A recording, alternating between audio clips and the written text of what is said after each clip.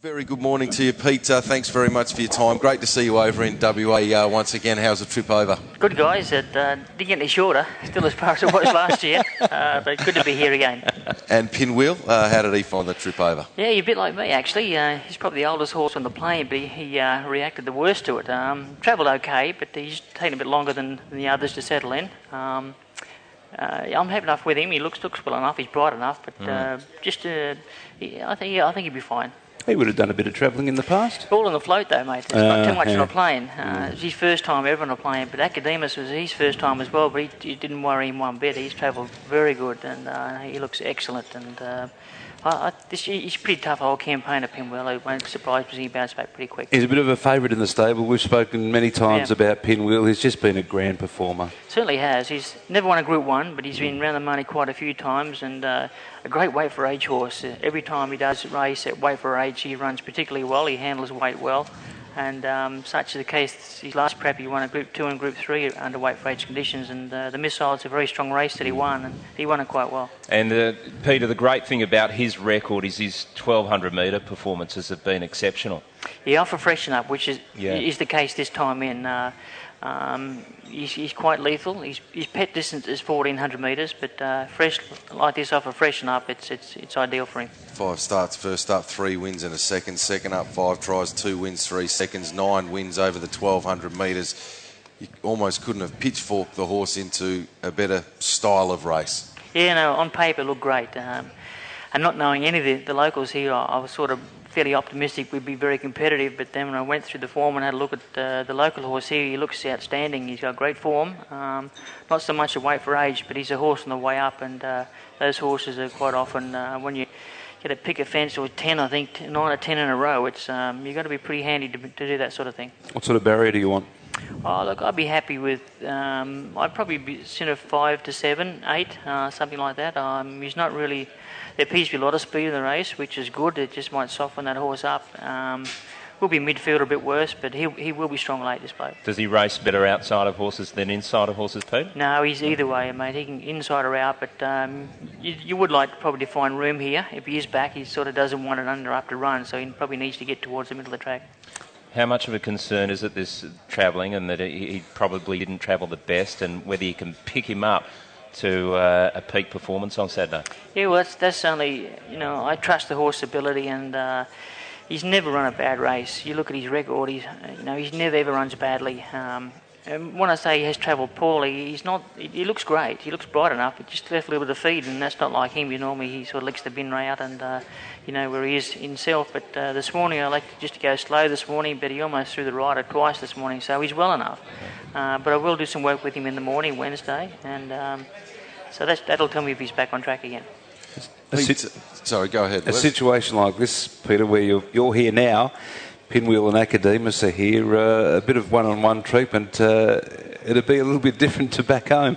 It certainly is. It's good for the guys that come over there. Two guys have been with him for quite a while, and actually the bloke that rides Pinwheel, he's ridden him all his time he's been here. He comes from Ireland, this lad, and he's a great rider. He is a fairly difficult horse to ride. He pulls quite hard, but he gets you to go around on a piece of cotton, so he's lucky enough when he goes interstate, he goes with him, so he gets a gig. But it's good for the staff too to get away, and they've never been here before. And the first thing when they rang up and said, "How's West Australia?" They said, "The heat's hot and flies are huge." So that was the first call I got from them. Nice. Well, they've picked it pretty well. And Pete, Academus, how's it travelled over? He's done really well. He's had a good prep. He's had 2 runs leading over here and up to a mile. It looks ideal. His work was very good here a while ago. Very happy with the horse, the way he settled in. There again, I'm not sure about the form from over here, but I did see the favourite in the race run last week, and it does look pretty good. To run a 3-year-old to run that well against the older horse, it tells you they've got more than their average share of ability, so he's going to be a tough nut to crack. You're talking about Luke's luck. Your horse has had 2 runs in this campaign. Nice progression. The maiden win over the 1200 metres. He was one of the best maidens in the land going into that, and And then, of course, that fourth at Flemington over 1400. Yeah, I liked his Flemington run. He was strong late, and he did carry 60 kilos. He had a fair impost. The runs he had in Brisbane at Group 1 and Group 2 level sort of put his ratings right up through the roof, so he had to carry a fair bit of weight there. But against horses that a couple I had in that were pretty fair horses, and you beat all but Limes home. So I think he comes over here in good order, and really happy the way he's travelled. He looks very good, and his work was sharp this morning. Kieran McAvoy back. Wasn't a happy hunting ground for him this time last year. No, they're the things that happen in racing. Kieran's a professional. He took it on the cuff. They're things that happen. The stewards seem fit to do what they did, and that's fine. We move on. For us, it's just look to the next meeting. And I think that was his attitude too, which was so pleasing. Yeah. What happened to Rarefied? Actually, he ran well here. Last year, he went back and he ran in the Razor Sharp at Warwick Farm and got beaten a short half head, and he bowed a tendon again. It's an injury he had 2 years prior. So, believe it or not, he should be back around about Christmas, New Year. He'll be back racing again. We've had him back in, he said, probably the last 6 months in rehab, doing a slow build-up. But his tendon is looking good. He's ready to do fast work now. So, hopefully we get him back around about probably January, maybe end of January, early February. His effort last year was very, very good when you consider the drama that we encountered following the Railway Stakes. He got very, very warm before the race.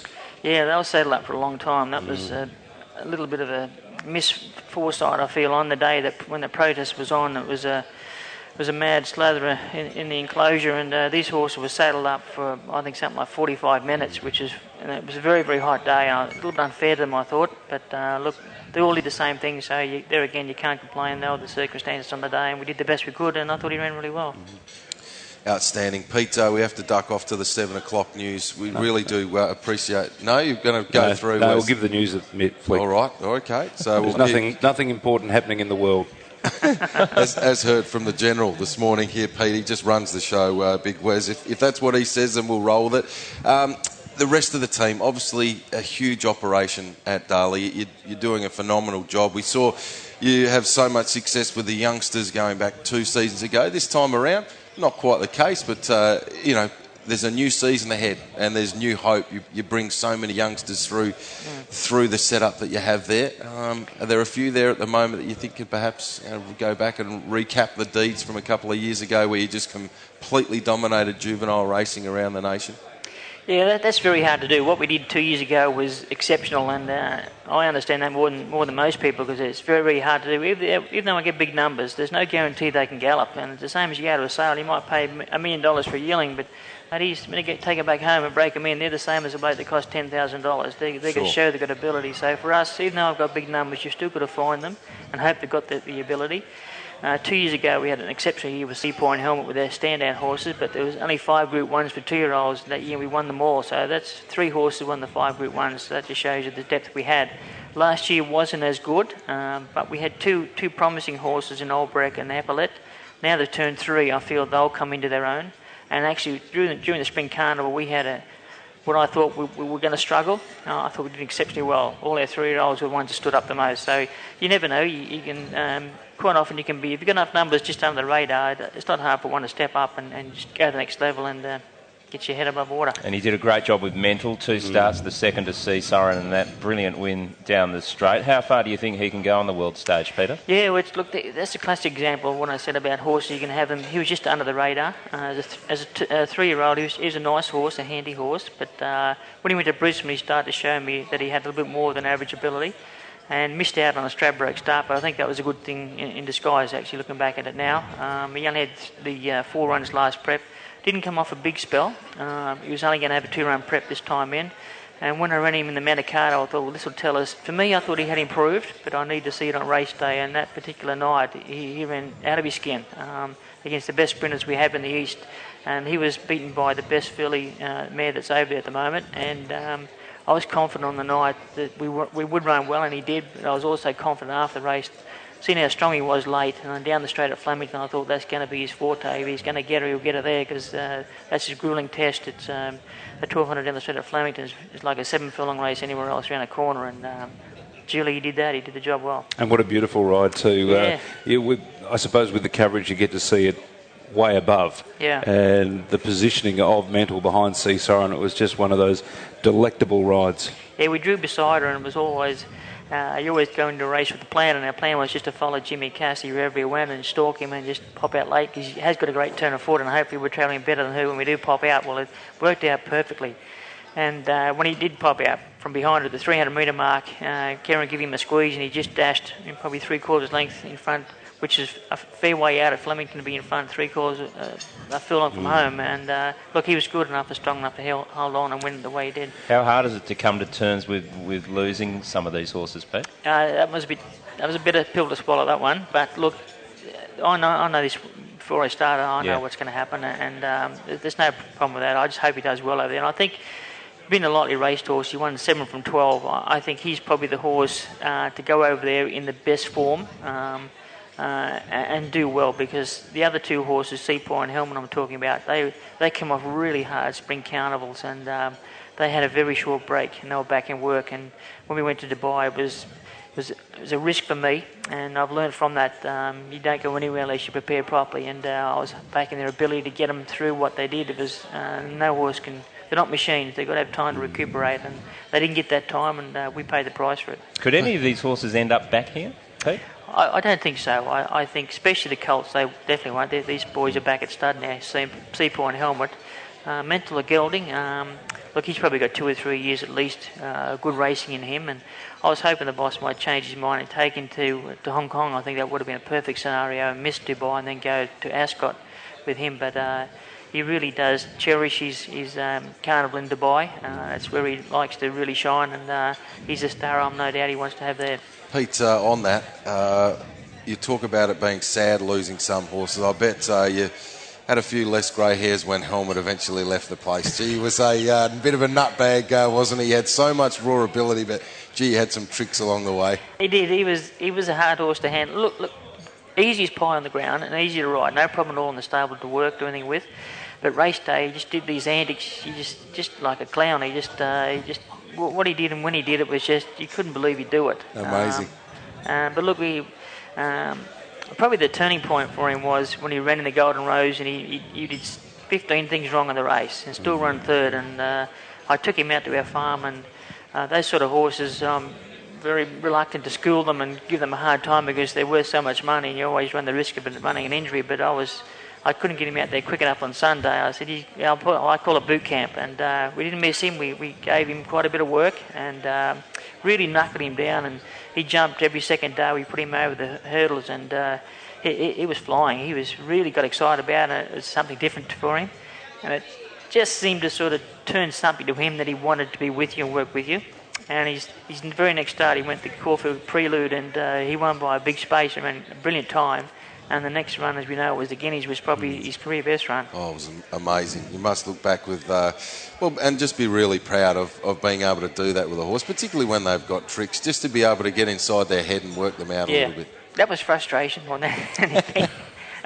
But look, it was unwarranted, some of the raps that everyone was giving him, because he really wasn't that sort of horse. He wasn't a nutcase, but he did things that did cost him races, almost cost him races, and ducking out the way he used to. But look, in the end, we forgave him. I did anyway. Yeah.